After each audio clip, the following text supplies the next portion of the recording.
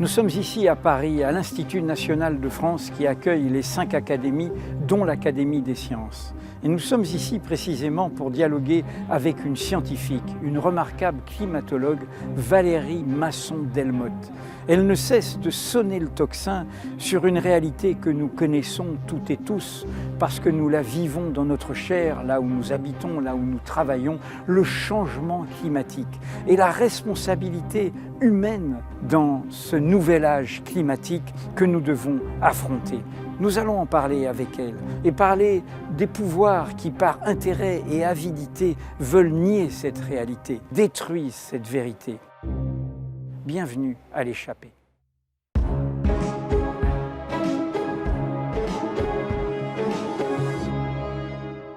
Le changement climatique est la plus grande arnaque jamais menée contre le monde.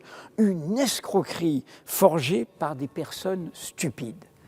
Valérie Masson-Delmotte, bienvenue à l'échappée. Vous êtes l'une de ces personnes stupides, selon Donald Trump, l'actuel président des États-Unis d'Amérique, que je viens de citer dans son discours à l'Assemblée générale des Nations unies, c'était en septembre l'année dernière, en septembre 2025. Vous êtes l'un de ces 20 000 scientifiques qui documentent le changement climatique, qui alarment sur ses conséquences. Vous êtes directrice de recherche au Commissariat à l'énergie atomique et aux énergies alternatives. Trump, dans son même discours, a dit « ça c'est de la foutaise, ça ne vaut rien » à son aune qui n'est que l'argent et que la rentabilité et que l'enrichissement.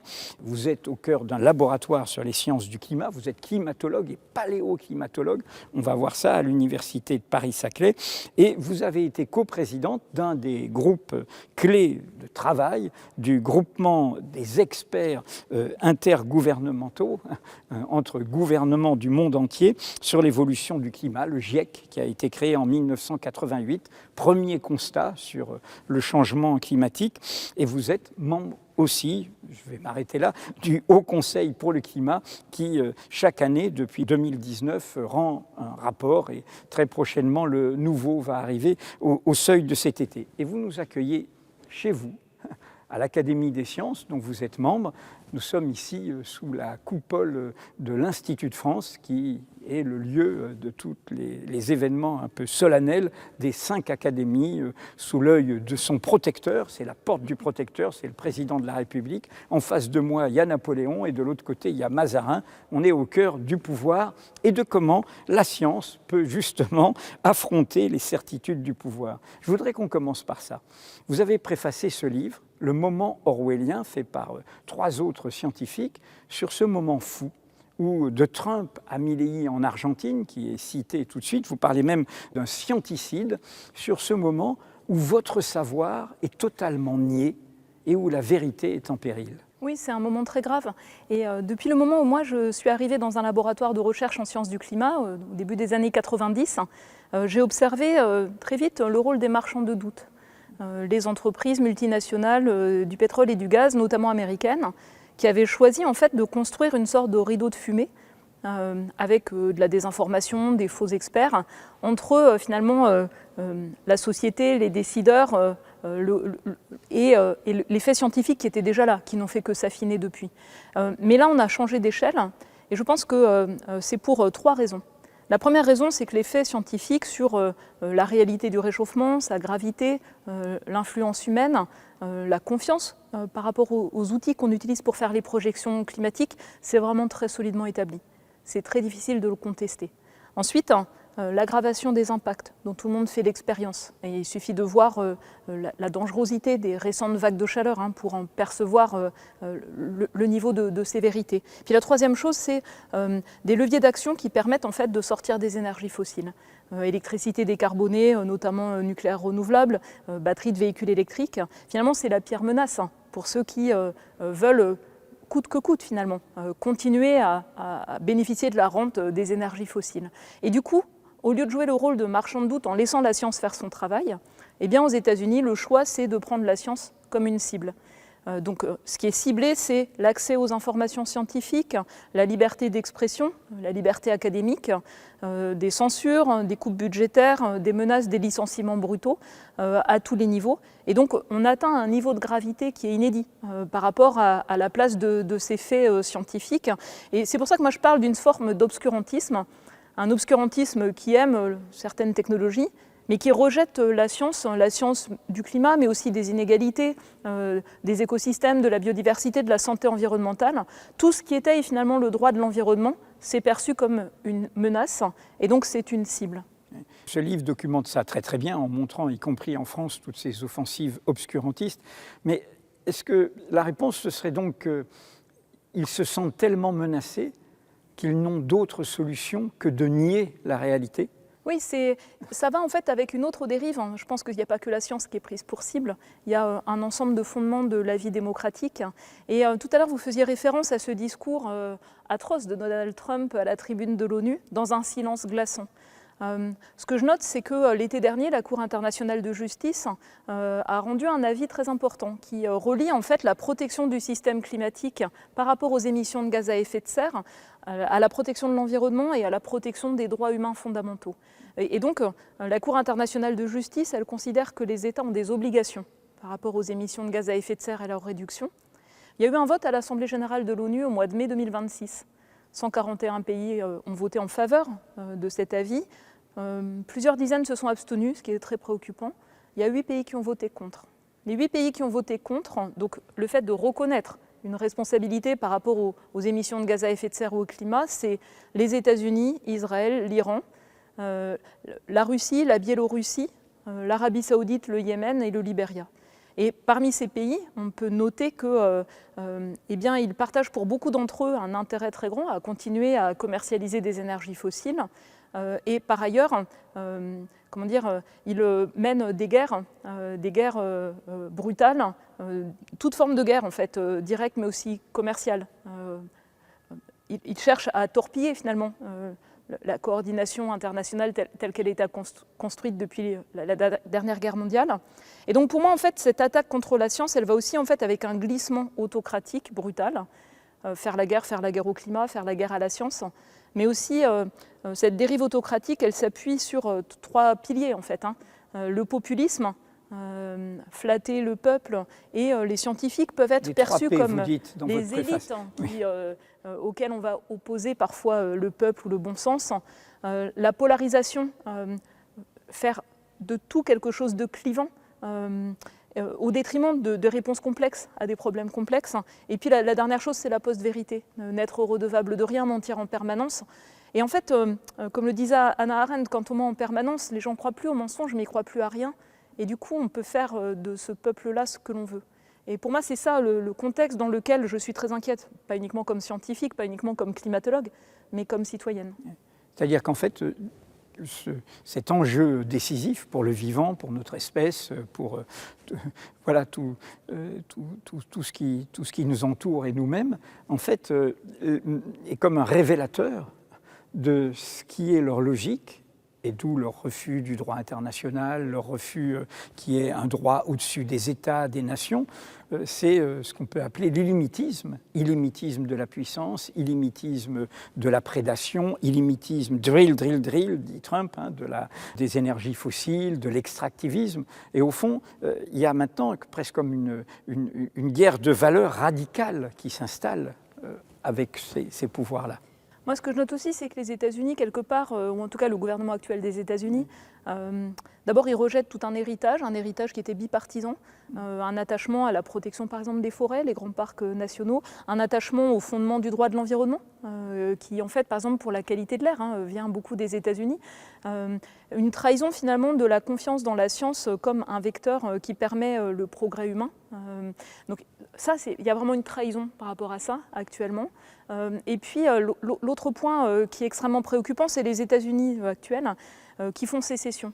Ils sortent en fait de l'accord de Paris, de l'Union internationale de conservation de la nature. L'accord de Paris qui a 10 ans à peu près, et qui était le sursaut un peu consensuel par rapport des Ils sortent objectifs. aussi de la Convention cadre des Nations Unies sur le changement climatique qui a été construite après le premier rapport du GIEC et pour laquelle les États-Unis à l'époque de Bush avaient été le premier pays industrialisé à la rejoindre. C'est assez frappant de voir en fait à quel point il y a une déconstruction et une volonté de faire sécession. Et cette volonté de faire sécession, elle s'exprime aussi par rapport aux mots qui étaient interdits par cette administration Trump-Vance. La liste des mots. La liste des mots, les mots interdits sur tous les aspects liés au changement climatique, mais aussi à la pollution. Les mots interdits qui décrivaient les vulnérabilités, les inégalités, les injustices environnementales. Donc ça veut dire laisser tomber finalement les plus pauvres, les plus vulnérables. Et ça se manifeste aussi quand Elon Musk, l'homme le plus riche du monde, a délibérément coupé l'aide humanitaire pour finalement les personnes, les enfants les plus pauvres du monde également. C'est faire sécession en fait, c'est-à-dire les intérêts de quelques-uns au détriment des autres. Vous montrez aussi combien dans toutes ces batailles-là, il y a des alliances de fond, d'intérêt et sans principe idéologique. Vous montrez que dans vos propres batailles, vous vous êtes retrouvés souvent confrontés à l'Arabie Saoudite, dans votre bataille de scientifiques, mais dans des alliances où on retrouve la Russie, où on retrouve l'Iran, où on retrouve, c'est-à-dire que les mêmes qui peuvent se disputer, en fait, dans leur enjeu tout à fait d'intérêt et de court terme, sont en alliance totale. Il y a quand même une lecture assez claire sur les coalitions liées aux énergies fossiles qui veulent tout faire pour torpiller les avancées dans le cadre, par exemple, du multilatéralisme sur l'environnement. Ce que l'on voit, c'est des coalitions de pétro-États, parfois des pétromonarchies ou des pétro-dictatures, je ne sais pas quel est le mot à utiliser, mais rejoints par les États-Unis aujourd'hui pour faire obstacle à la réduction de la production de plastique, pour faire obstacle à la décarbonation du transport maritime. L'Arabie Saoudite, notamment dans le cadre du GIEC, qui fait obstacle même au calendrier du prochain rapport du GIEC, de sorte à vouloir déphaser finalement le prochain bilan mondial de l'accord de Paris de l'état des lieux scientifique qui serait disponible après coup. Et donc on voit qu'il y a vraiment cette idée de vouloir évacuer la place des faits scientifiques établis, même du cadre des négociations internationales sur le climat, ce qui est à mon sens extrêmement grave. On va revenir aux détails sur les faits, y compris dans ce moment à nouveau de révélateur qui a été ce qu'on a appelé la canicule, cette vague de chaleur voilà, très explicite et vécue par tout le monde en France. On va revenir sur les chiffres et sur ce que vous avez établi, puis comment vous l'avez établi. Mais avant cela, ces États obscurantistes, ces États oligarchiques, ces États autoritaires, ces pétro-États, pétrole, gaz, charbon, et au cœur de cet abîme dans lequel ils nous entraînent. En même temps, ils ont beaucoup de moyens pour leur propagande, beaucoup de moyens pour désinformer, beaucoup de moyens pour développer ce qu'ils appellent des vérités alternatives qui sont en fait des mensonges. Mais ils jouent, et vous, sur la longue durée, vous le connaissez, ça, sur des enjeux d'opinion. C'est un changement de paradigme. Nous sommes ici, à l'Institut de France, où siègent les académies, dont celle à laquelle vous appartenez, l'Académie des sciences. Un peu de mémoire. Il y a eu aussi en France, y compris relayé par le monde médiatique, étant en une de magazines, des scientifiques, y compris membres de l'Académie des sciences françaises, au point que ça a été une bataille que vous avez menée avec beaucoup des dizaines d'autres scientifiques, qui s'appelait Claude Allègre. Il avait été ministre. Il ne vient pas du côté réactionnaire de Trump, il était au Parti socialiste, et il fut une figure de la négation de changement climatique. On appelle ça du climato-scepticisme, on pourrait dire du climato-négationnisme, avec notamment un livre, L'imposture climatique. C'était en 2010, c'est pas il y a si longtemps.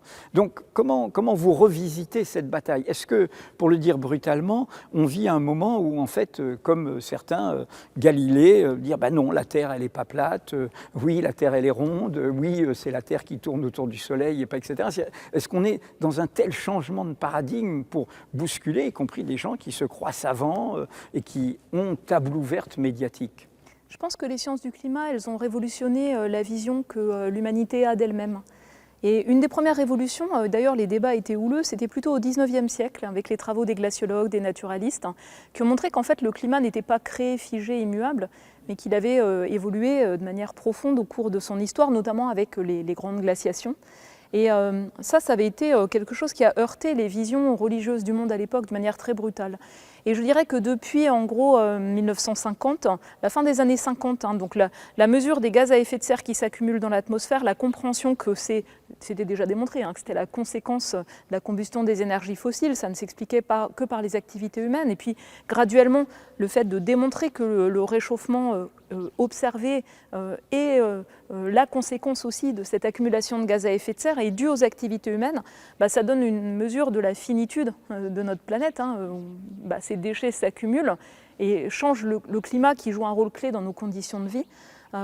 Donc c'est une révolution en fait dans la manière de voir notre rapport au monde qu'on a parfois vu comme une poubelle infinie quelque part.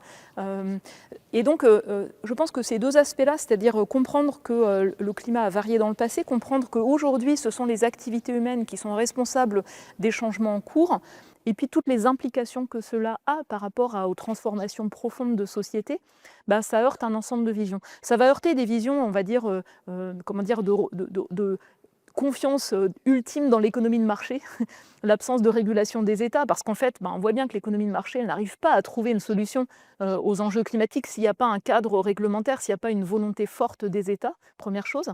Donc là, c'est plutôt ce qui se passe aux États-Unis. Mais je pense que ça a aussi heurté des visions un peu scientistes, productivistes. Ou du progrès linéaire. C'est ça. Qui traverse y compris des univers. Oui, et puis inscrit dans l'utilisation des ressources fossiles comme vecteur de progrès humain.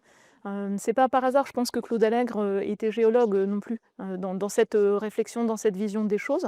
Et moi, ce qui me frappe aussi, c'est que par rapport à cette désinformation ou cette volonté finalement de manipuler l'opinion, parce que c'est de cela qu'il s'agit, nos sociétés, elles sont très fragiles. Elles sont très fragiles par rapport, à la porosité des médias privés à la désinformation sur le climat, ce qu'on voit en France, les médias qui appartiennent à des milliardaires qui ont un agenda et qui propagent en fait la désinformation sur le climat. Perméable par rapport aux réseaux sociaux dont les algorithmes favorisent ce qui va être polarisant, clivant, voire des ingérences étrangères associées à de la désinformation sur le climat, en provenance de Russie ou des États-Unis, ça a été montré récemment en France et en Europe. Perméable aussi par rapport à l'aura qu'on peut accorder à des personnalités scientifiques, politiques et médiatiques. À l'époque, c'était le cas de Claude Allègre, à qui on a accordé beaucoup d'espace de parole. Alors qu'en fait, ce qu'il affirmait sur le changement climatique, on a démontré par A plus B. Vous avez même fait un rapport, il y a eu un rapport. Des dizaines de pages d'analyse de séminaires de lui et d'un de ses collègues, d'analyse également de ses ouvrages avec des figures déformées. Voilà, donc c'était vraiment... Zéro pointé, c'est-à-dire vraiment, y compris comme on truque des voilà. analyses. Voilà, truqué. Et en fait, c'est étonnant que ça ait mis tellement de temps à sortir. À quel point finalement on a donné tellement de place à des arguments qui étaient faux en fait, falsifiés je dirais. Et effectivement à l'époque j'avais porté une pétition en fait qui avait été signée par 600 collègues, c'est rare en fait, qu'il y ait autant de personnes qui expriment en fait la volonté qu'il y ait simplement un débat scientifique approfondi qui a eu lieu à l'Académie des sciences. Et à l'époque, c'était notamment les collègues qui travaillaient en astrophysique qui finalement se sont trouvés en position de faire une analyse indépendante des bases scientifiques des sciences du climat, en comprenant bien finalement les mêmes aspects scientifiques. Quand on travaille sur d'autres planètes, ça ressemble aussi à l'étude du climat de la Terre. Et donc ce débat, je pense, avait joué un rôle important à l'époque, mais force est de constater qu'encore maintenant, c'est-à-dire 15 ans après, on a encore une recrudescence de désinformation qui prend d'autres formes, qui ne cible pas que l'état des lieux par rapport au changement climatique, mais qui cible également les leviers d'action. Et nos sociétés restent très fragiles par rapport à cette désinformation, parce qu'en fait, elles soufflent sur toutes les frustrations, les colères, pour les aiguiser. Et je vais donner un exemple récent d'une forme de désinformation. Donc là, on a vécu une vague de chaleur, vous l'appelez la canicule, moi j'appelle la fournaise, avec des plages de température à plus de 40 degrés, des nuits très chaudes, des appartements qui sont devenus des pièges mortels, des vulnérabilités multiples qui touchaient des personnes âgées, mais aussi des jeunes enfants, des adultes qui travaillaient en extérieur ou qui faisaient du sport. Et donc on voit bien qu'on rentre dans une plage de réchauffement. Donc ce type d'événement a une intensité qui est beaucoup plus forte parce que le climat se réchauffe et ça joue de manière disproportionnée sur l'intensité des extrêmes chauds par rapport au réchauffement planétaire. Plus fréquent, plus intense, plus précoce sur des plages plus longues. Notre société n'est pas prête. Nos infrastructures, nos aménagements, nos logements, les cultures, les forêts, on voit bien que tout ça a été conçu, mis au point par rapport à un climat qui n'existe plus.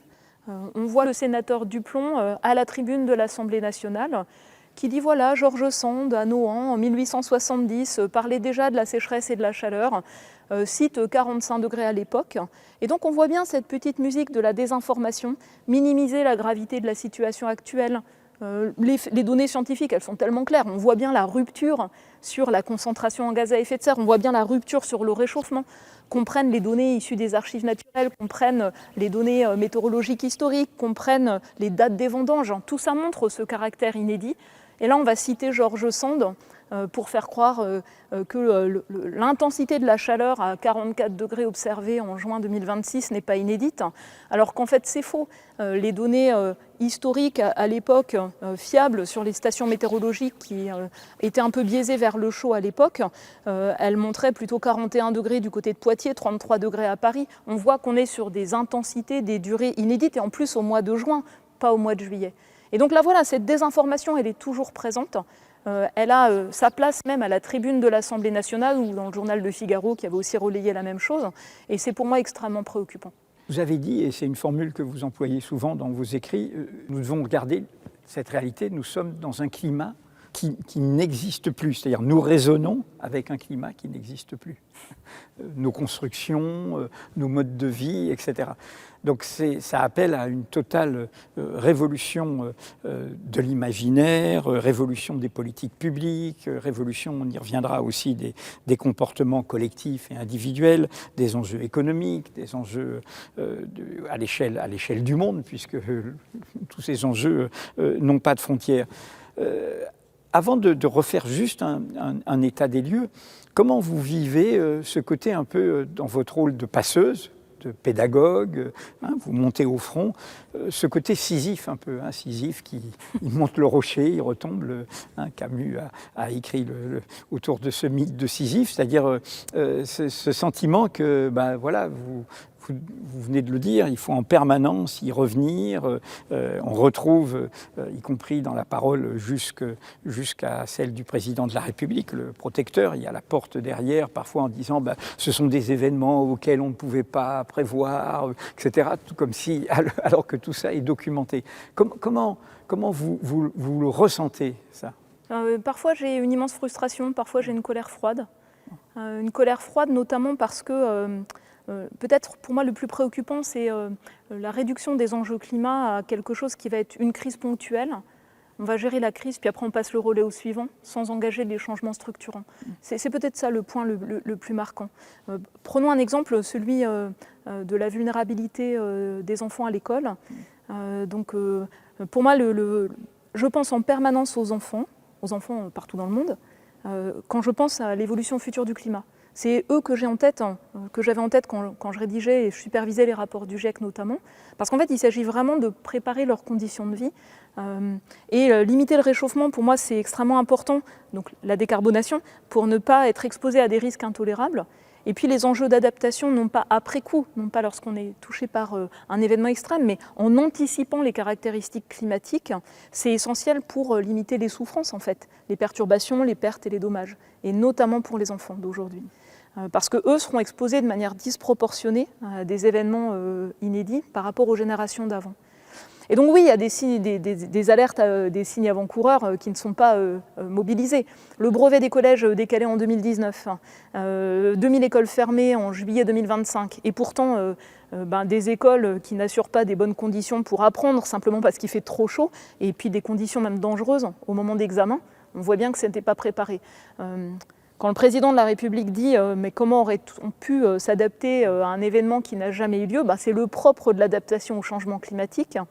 Et ça fait un quart de siècle que le constat est très clair, que lorsque le climat accumule de la chaleur, eh bien, une des conséquences directes, c'est une augmentation des extrêmes chauds et des intensités d'extrêmes chauds inédits. Et des pluies extrêmes aussi, dans d'autres moments, par rapport à ceux qui confondent ça avec la météo. Donc en fait, ça dope les événements chauds, ça dope en fait les sécheresses des sols, comme on a là actuellement une sécheresse extrêmement grave, parce que ça vide rapidement les sols de leur humidité, ça dope les conditions propices aux incendies chaudes, sèches, dans un climat qui se réchauffe. Ça fragilise les arbres. Et ça dope les pluies extrêmes, que ce soit un orage, une tempête, un cyclone, parce que grâce aux travaux de Clausius-Clapeyron, on sait que l'atmosphère 1 degré plus chaude peut contenir 7% de vapeur d'eau en plus, et c'est ce qui explique cette intensification des pluies extrêmes. Donc ce constat-là, en fait, il est solidement établi, il est partagé dans les rapports du GIEC rendus à tous les gouvernements, depuis, je dirais, sur les événements extrêmes, très clairement depuis 1995. Ça fait 30 ans. Ouais, moi je dis celui de 2001, vraiment il y avait une figure qui était limpide, qui est très claire, on ne peut pas ignorer en fait cette information-là. C'est aussi quelque chose qui est passé très clairement dans les rapports du Haut Conseil pour le climat. C'est quelque chose qui fait partie du plan national d'adaptation de la France au changement climatique, qui se dotait d'une trajectoire dite de référence. TRAC, ça s'appelle. Voilà, en prenant simplement l'extrapolation des politiques publiques déjà mises en œuvre dans le monde, donc qui ne sont pas suffisantes, qui conduiraient à dépasser 1,5 degré dans quelques années au niveau mondial, 2 degrés d'ici 2050, 3 degrés d'ici 2100. Et ça veut dire un réchauffement plus important dans l'Hexagone, parce qu'il y a une amplification du réchauffement en Europe. L'Europe est le continent qui se réchauffe le plus. Ouais. Et avec notamment une récurrence marquée de situations météorologiques conduisant à des extrêmes chauds, même plus fortes que dans nos simulations climatiques. Et donc, un monde 2 degrés plus chaud vers 2050, ça veut dire en France à peu près 5 fois plus de jours de vagues de chaleur. Ça veut dire qu'à Paris, la pire éventualité, elle peut atteindre 50 degrés. Et ces connaissances-là, elles ont été mises à disposition de tous les responsables, en fait, de tous les décideurs, dans un cadre même réglementaire, celui de cette trajectoire de référence. Et donc, c'est très étonnant pour moi d'entendre mentionner qu'on ne peut pas s'adapter à quelque chose qu'on n'a pas déjà connu, parce que tout l'enjeu pour nous, scientifiques du climat, c'est fournir à la société des connaissances sur les évolutions à venir, de sorte à pouvoir en tenir compte pour se préparer, pour anticiper, et pas pour être en permanence en gestion de crise après crise.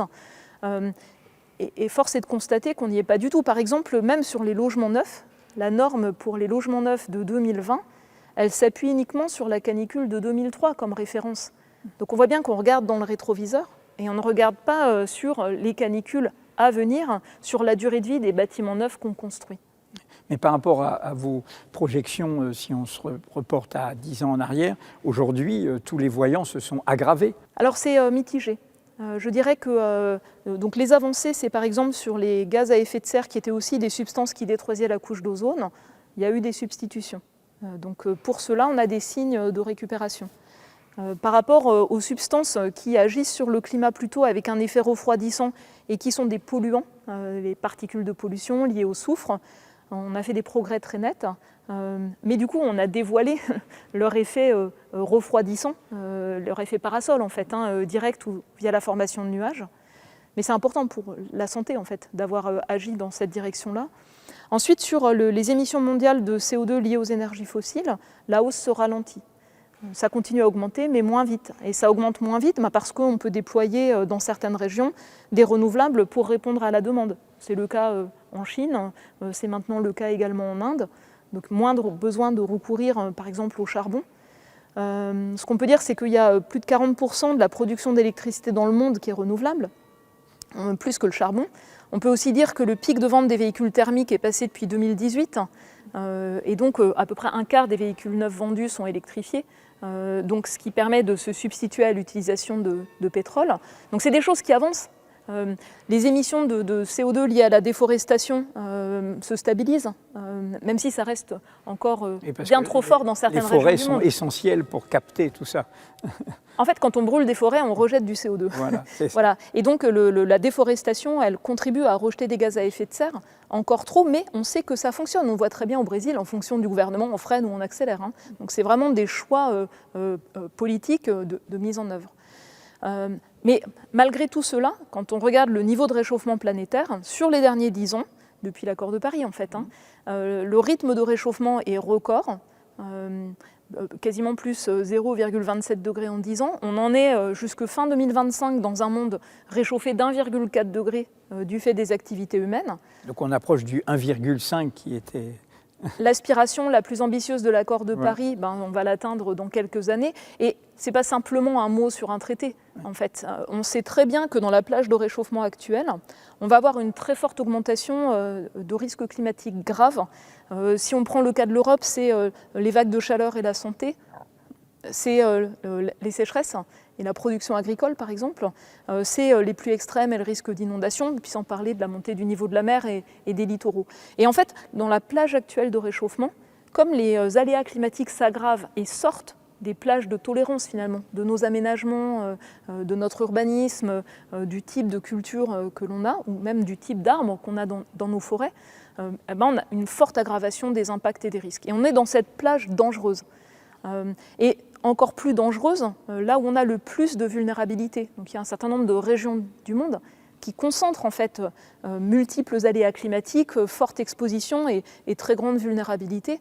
Et là, en fait, on voit bien que ça va jouer sur tous les aspects du progrès, du bien-être humain, en fait.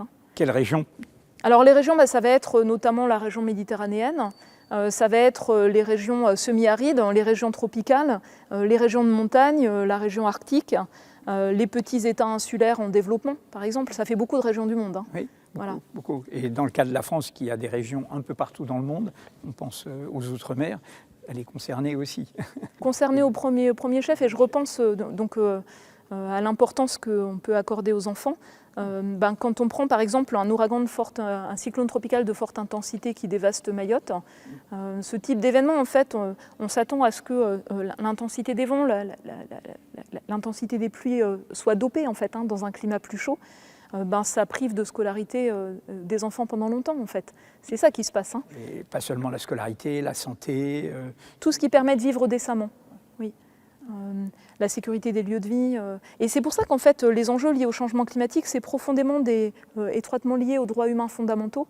Le droit à l'éducation, le droit à l'eau, le droit à une alimentation abordable, parce que ça renchérit le coût de l'alimentation, le droit à la sécurité des lieux de vie.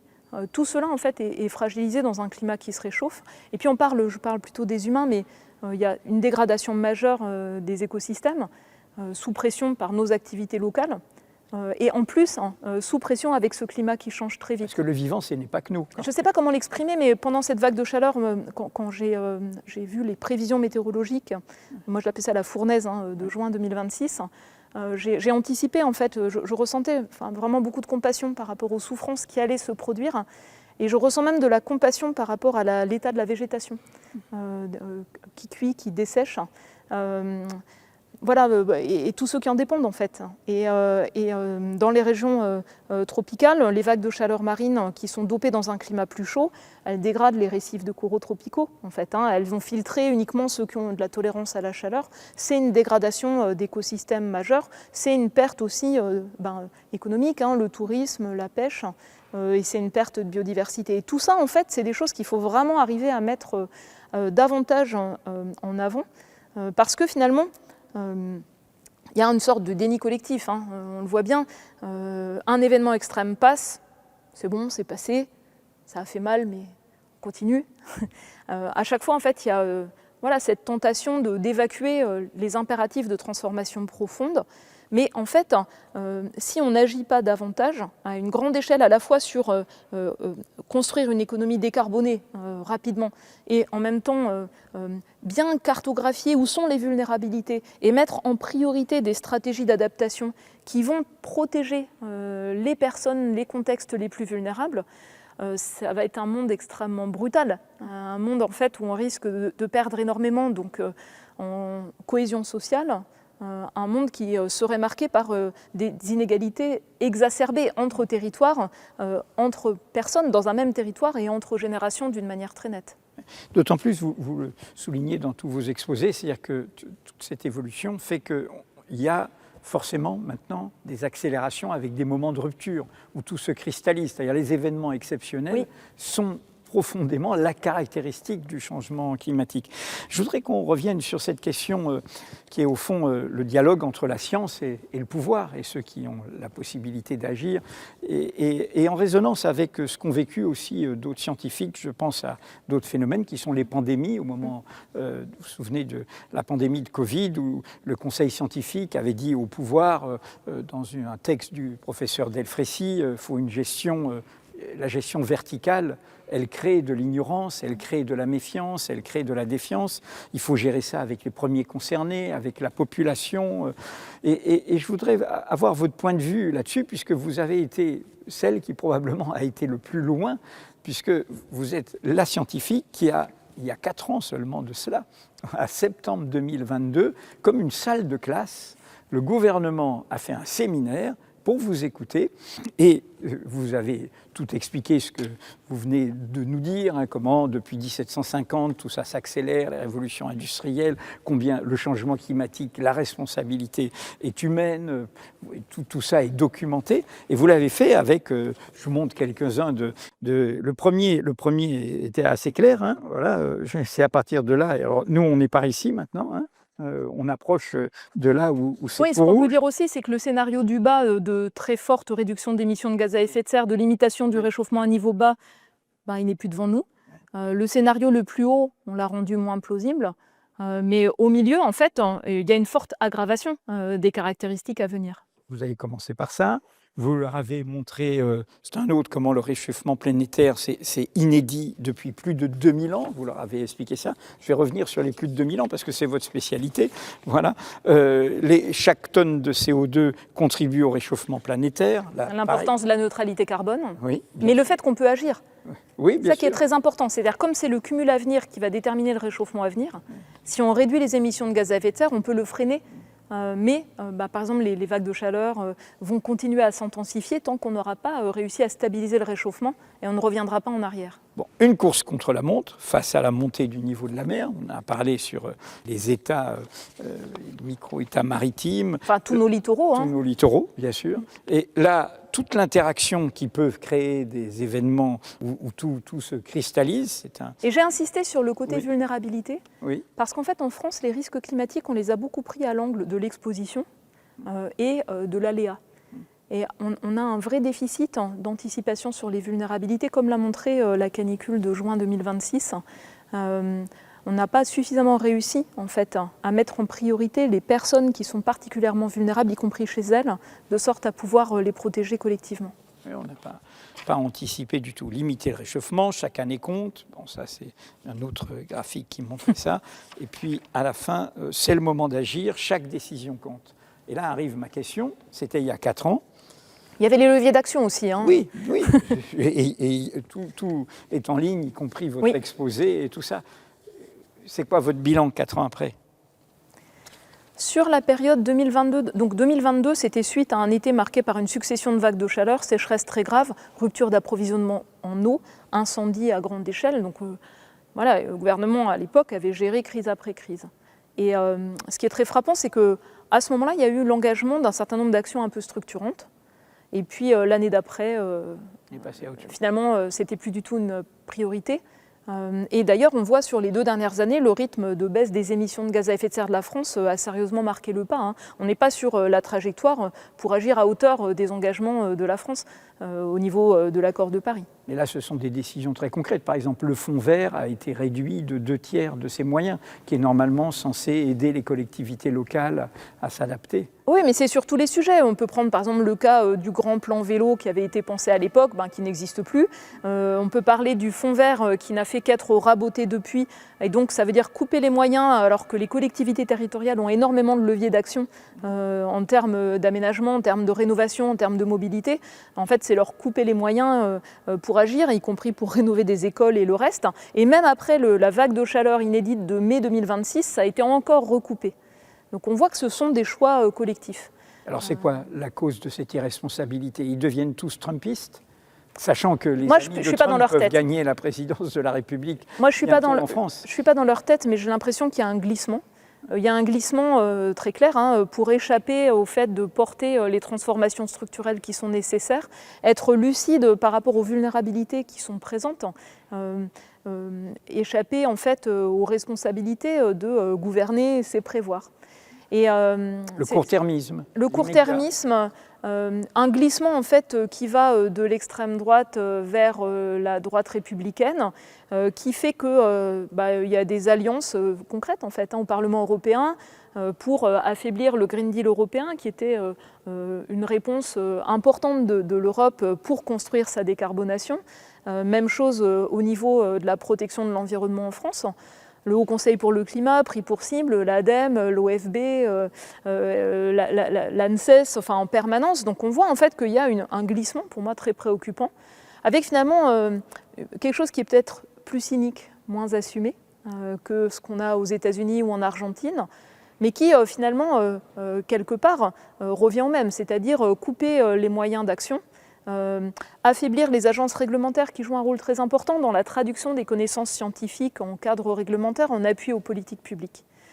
Et, voilà, donc moi j'ai vraiment une très très grande préoccupation sur la situation actuelle. Et puis toute cette petite musique de le backlash environnemental, comme on dit, ça n'est pas quelque chose que les gens rejettent quand on regarde les enquêtes d'opinion, c'est l'inverse en fait. Il y a une très grande préoccupation qui persiste sur le sujet, malgré les difficultés économiques, malgré l'inflation. Alors vous me disiez, qu'est-ce qui s'est passé depuis 2022 ? La guerre aux frontières de l'Europe, la guerre en Ukraine, les chocs énergétiques, et peut-être que de ce point de vue-là, une des choses qui ressort, c'est que sur la souveraineté française et européenne, notre dépendance aux énergies fossiles, que ce soit le pétrole et le gaz russe ou le gaz naturel liquéfié et le pétrole américain, c'est une immense fragilité. Donc il y a peut-être ce côté-là qui est ressorti, au sens où pour certains, il y a une compréhension que la décarbonation, c'est un enjeu d'autonomie, de souveraineté, d'autonomie stratégique. Mais j'ai l'impression que pour beaucoup de décideurs, le cheminement par rapport aux enjeux d'adaptation, par rapport aux coûts de l'adaptation, par rapport aux limites d'adaptation, c'est presque un impensé.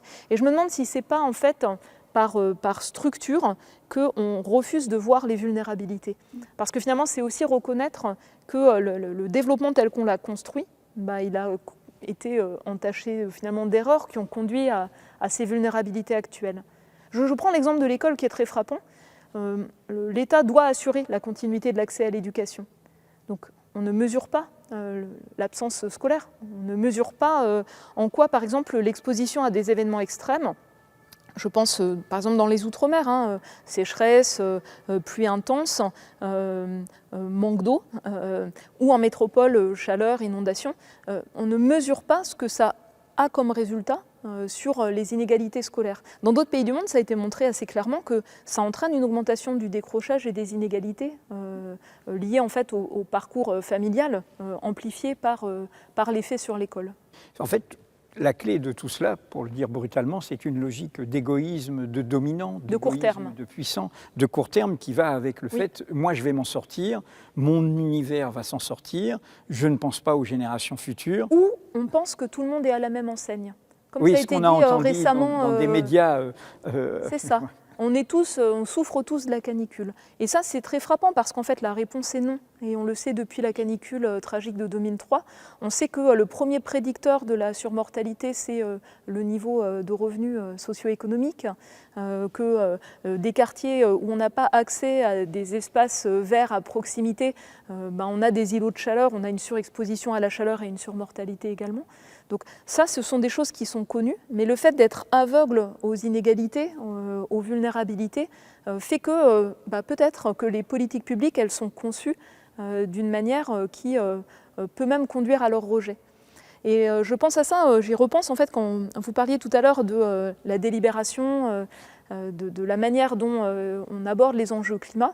Moi, c'est pas en fait le séminaire de rentrée gouvernementale qui m'a marqué, ça m'a stressée. J'espérais vraiment trouver les mots qui aident à transmettre la gravité et l'urgence d'engager des changements profonds. Mais c'était les échanges avec la Convention citoyenne sur le climat. C'est plus ça qui m'a marqué. Et qui a été mis de côté. Qui a été mis de côté, mais qui était un exercice vraiment intéressant. Donc, quand on prend des gens qui, dans toute leur diversité, représentent la diversité de la société française, en lieu de vie, en parcours professionnel, en âge, en revenus, etc., en fait, les personnes sont capables de s'accorder. Une intelligence collective qui Oui, ils sont capables de s'accorder sur des priorités à mettre en œuvre collectivement. Chacun devant faire des efforts. Mais c'était vraiment très frappant, et on l'a vu dans beaucoup de pays du monde. On a vu que plus on délibère sur ces sujets-là, plus il y a une ambition à agir et à apporter des changements profonds. Et ce qui me frappe en fait depuis notamment 2022, c'est que même dans le cadre des élections successives, finalement on a très peu d'espace de délibération sur les sujets liés notamment au changement climatique. Si on prend par exemple l'adaptation au changement climatique, donc il y a eu la révision des documents stratégiques, hein, la planification de l'adaptation. Pas de délibération sur les moyens, pas de délibération sur les priorités, ni au Parlement, ni au Sénat, pas de mobilisation de citoyens, alors que dans beaucoup de villes, quand il y a eu la mise en place d'équivalents de conventions citoyennes, mais il y a eu en fait un ensemble de propositions qui ont été formulées et qui sont extrêmement importantes pour justement arriver collectivement à faire face au changement climatique avec un ensemble de réponses, pas une seule solution binaire qui sont nécessaires pour pouvoir vraiment assurer des conditions de vie correctes pour tout le monde. Mais cette intelligence collective, elle a été mise de côté, balayée, ignorée au bout du compte par le pouvoir. Oui, et les conflits, les guerres, les dissolutions, en fait, ça enlève du temps de délibération. Les dissolutions ne sont pas une fatalité, c'est une décision, justement. Voilà. Je voudrais... Oui, mais ça enlève le temps de, par exemple, pouvoir... Ce temps long, ce temps patient. Non, juste le temps de pouvoir examiner les propositions que vont faire dans la vie démocratique différents partis politiques, et d'avoir suffisamment de temps accordé par les journalistes politiques pour aborder ces sujets-là au détriment des choses habituelles.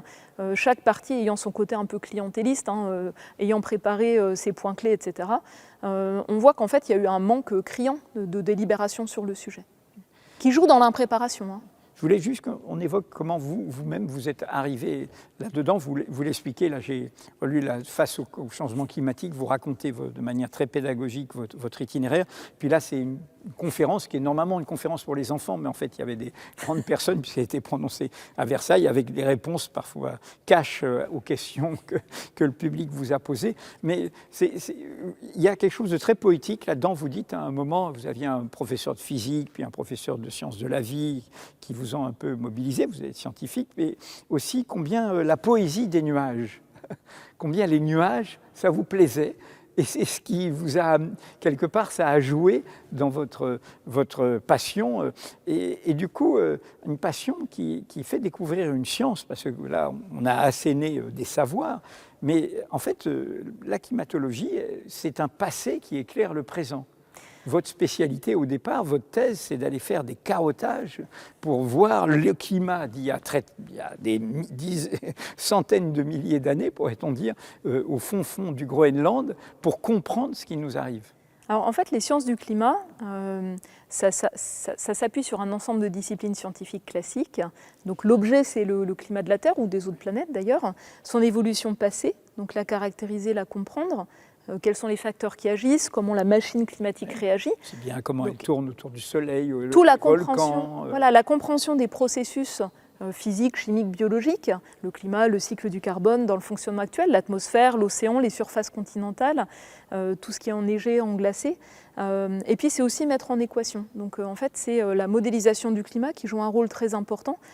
Créer une sorte de planète virtuelle à base de la compréhension physique et qui va permettre de donner sens aux variations passées. Alors ma thèse, ce n'était pas les carottages en fait. Non. Ma thèse en fait, c'était utiliser les modèles de climat qu'on met au point pour le climat actuel et qu'on utilise pour explorer les évolutions futures en fonction des choix qu'on va faire ou pas.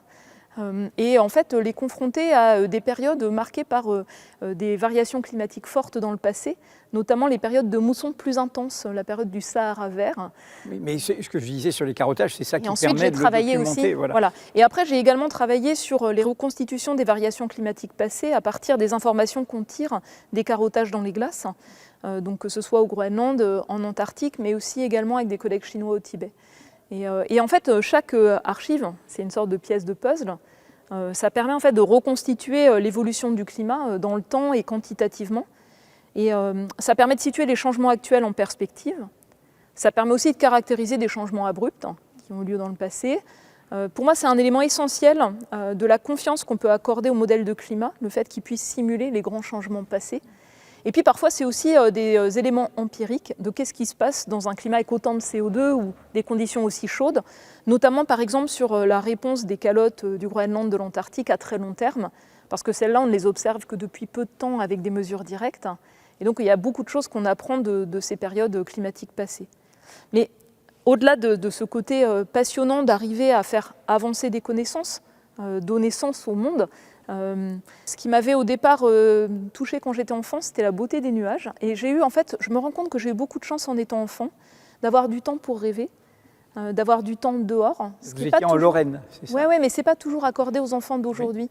Oui. Simplement le temps pour rêver en regardant des nuages et s'émerveiller en fait de leur forme, s'interroger.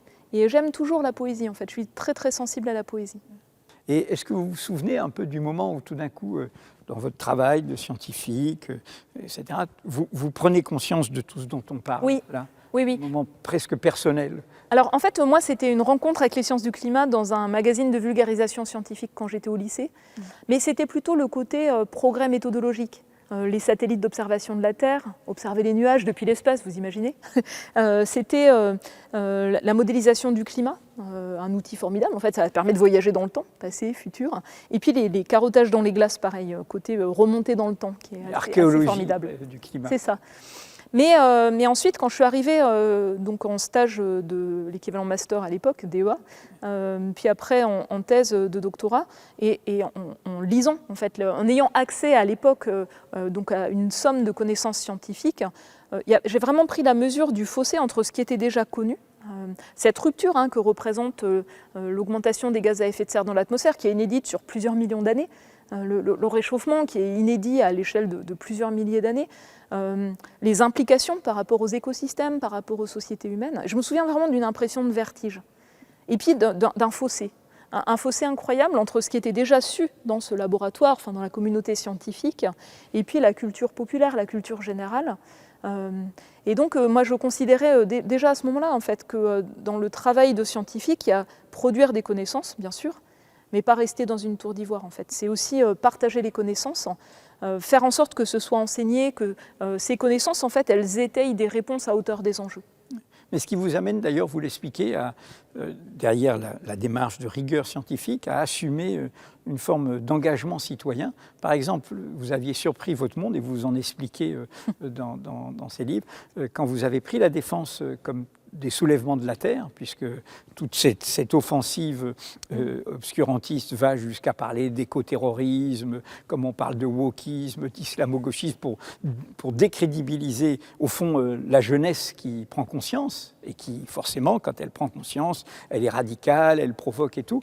Et vous vous dites, non, je ne suis pas forcément d'accord avec ce qu'ils disent, mais c'est important qu'il y ait cette mobilisation de la société. Il y a eu aussi les marches des jeunes pour le climat autour de Greta Thunberg et d'autres. Oui, Alternativa en France, exactement. Fin du monde, fin du mois. Exactement, et qui avait d'ailleurs conduit à faire en sorte qu'avec un appel assez large, il y ait un minimum d'enseignement des enjeux liés au changement climatique dans les nouveaux programmes de lycée. Sans le mouvement des jeunes pour le climat, ça n'aurait pas été le cas.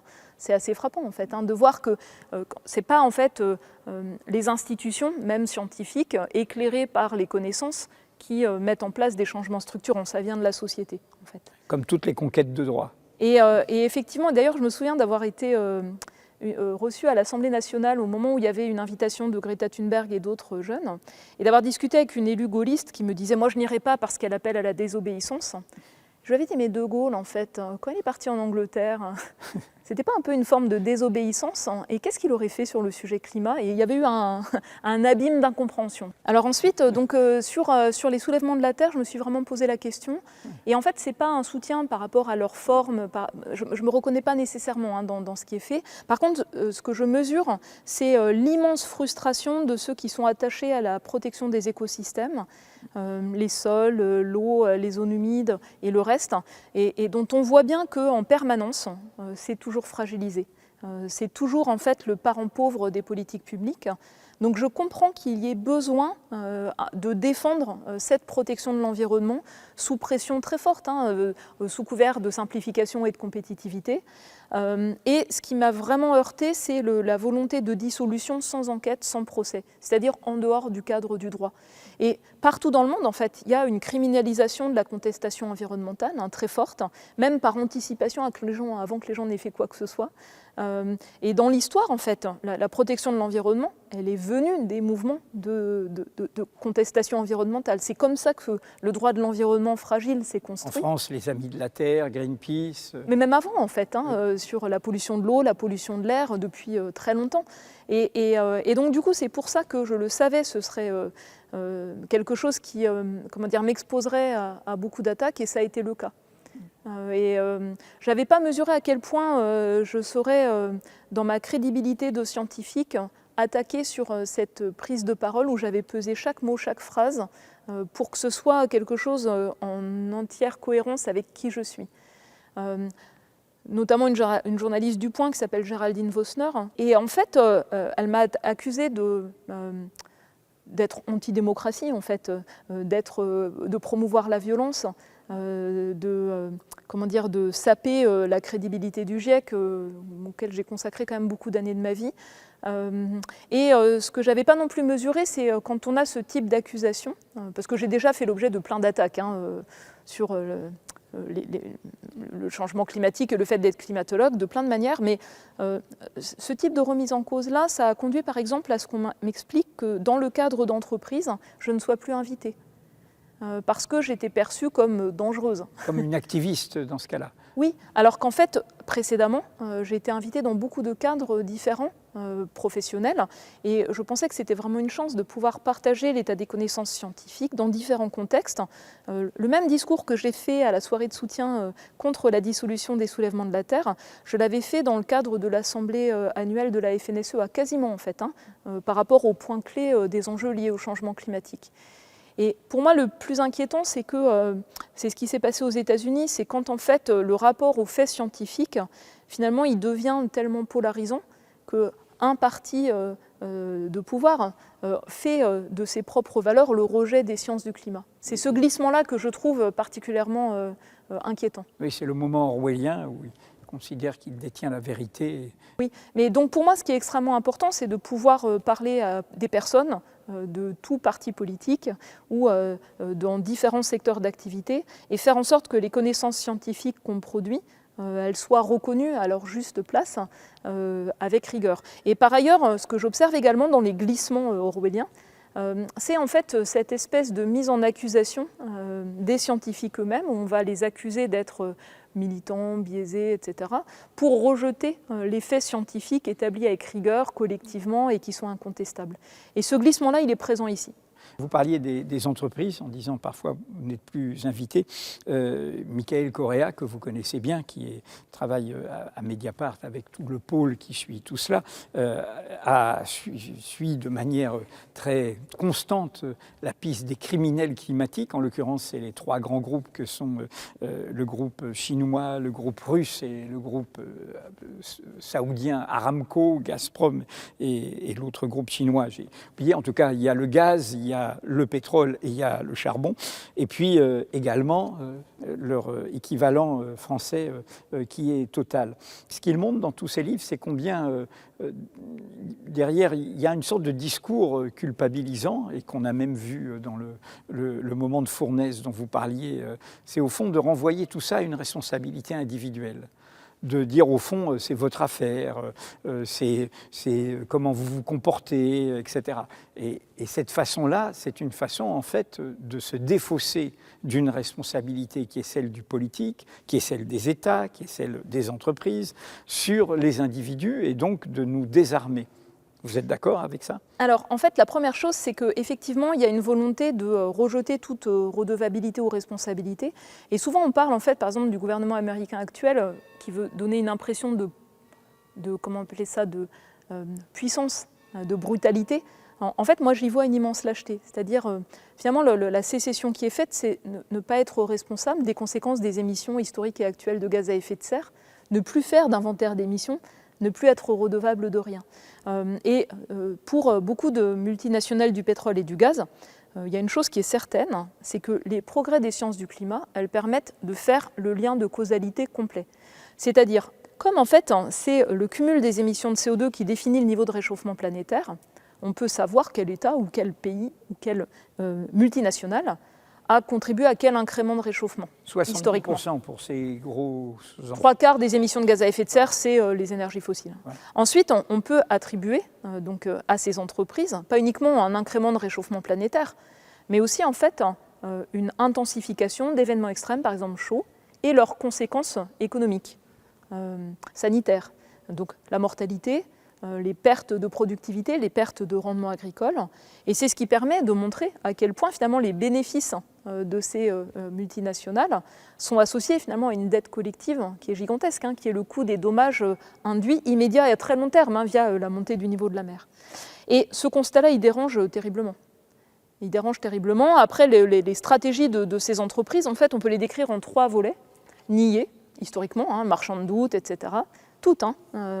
Ensuite, faire des promesses non tenues, des promesses de diversification, faire repousser la responsabilité sur l'empreinte carbone individuelle et pas les enjeux de transformation des modèles en fait, économiques de ces entreprises. Et puis après, en fait, le but, c'est gagner du temps. C'est retarder la sortie des énergies fossiles, le cadre réglementaire, la fiscalité qui en fait touche au dur en fait, de leur sujet. Donc voilà, on a ça, et puis on a aussi créé des illusions. Donc les illusions, ça peut être qu'on puisse continuer à utiliser les énergies fossiles avec captage et stockage ou éliminer le CO2 qu'on a déjà mis dans l'atmosphère. Ça fait aussi partie de ce narratif-là. Et donc c'est important d'être lucide par rapport à cela.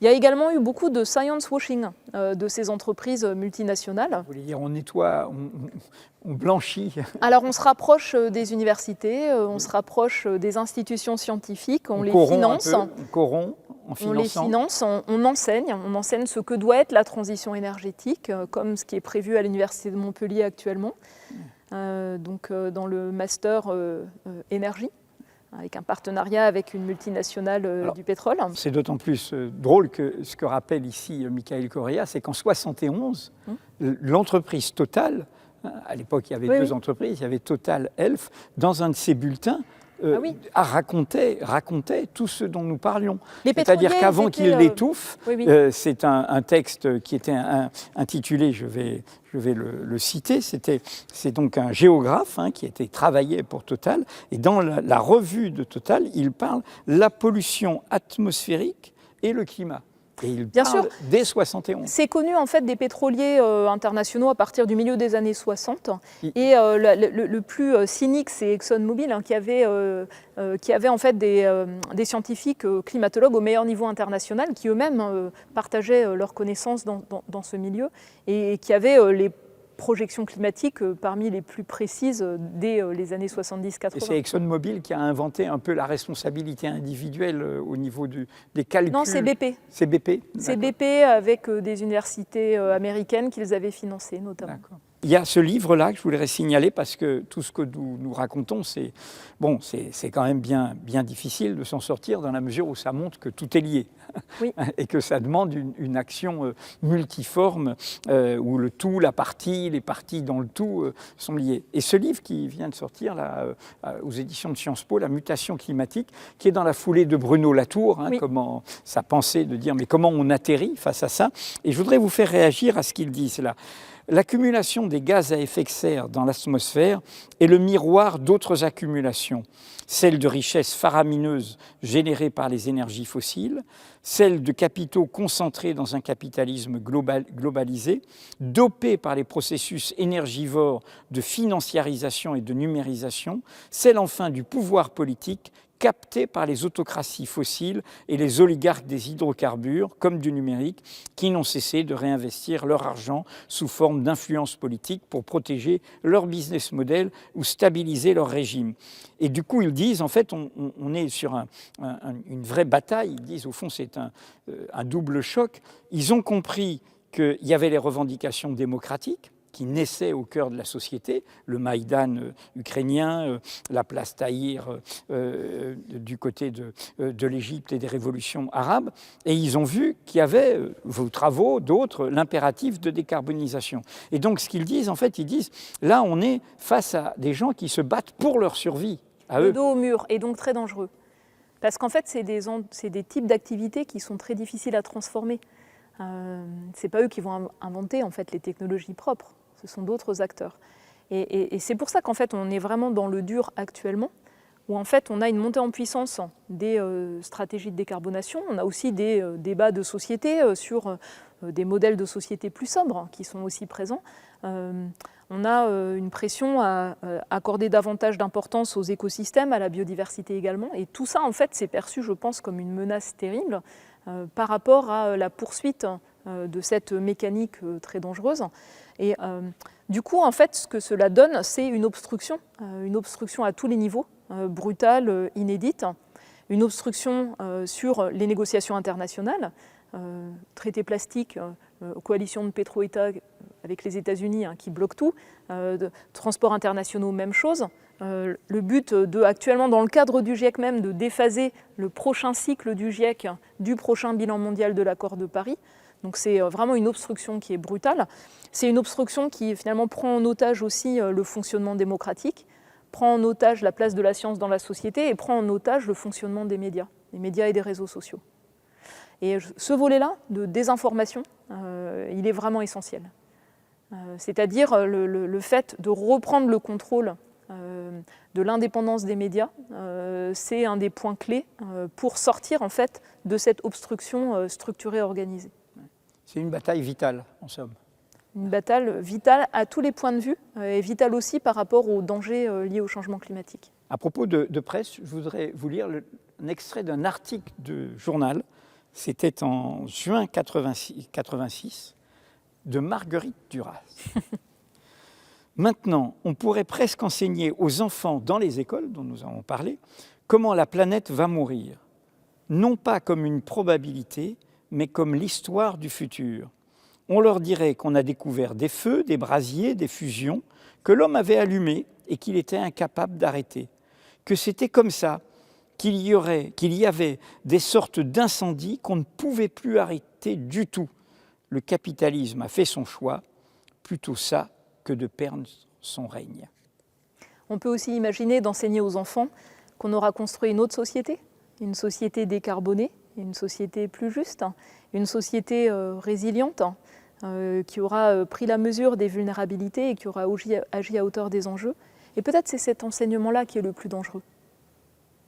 Parce que ça montre qu'il est possible de faire autrement. Faisons ce pari. Parce que le fatalisme, c'est le pire en fait. La résignation, vous voulez dire. Ouais, l'idée, c'est pas possible, c'est le trop sentiment lourd. d'impuissance. Et du coup, c'est dans le travail qu'on avait fait notamment pour partager l'état des connaissances scientifiques dans le 6e rapport du GIEC, on avait en fait mis quelque part au même niveau l'ampleur des risques, mais aussi les leviers d'action, la capacité à agir. Et elle est là. Vous en définissez de nouveau dans le prochain rapport du Haut Conseil pour le climat? Alors sur le prochain rapport du Haut Conseil pour le climat, on fait le point en fait des 10 ans de l'accord de Paris au niveau mondial, mais aussi par rapport aux enjeux pour la France. Et on appelle à un sursaut, bien sûr, par rapport à la fois aux responsabilités, aux capacités à agir et à l'ampleur des vulnérabilités dont on peut tous prendre la mesure. Parce que vous disiez déjà l'an dernier, dans le précédent rapport, vous soulignez l'écart monumental entre l'urgence et l'action publique. On soulignait ça, et puis on avait aussi à l'intérieur du rapport un encadré autour des enjeux sur démocratie, énergie fossile et climat. Exactement par rapport au point qu'on a abordé à l'instant. Il faut tous s'en emparer. Merci. Oui, merci. Merci de votre engagement d'une science qui nous aide à y voir clair et à avoir l'intelligence du réel. Merci de votre invitation. Merci beaucoup.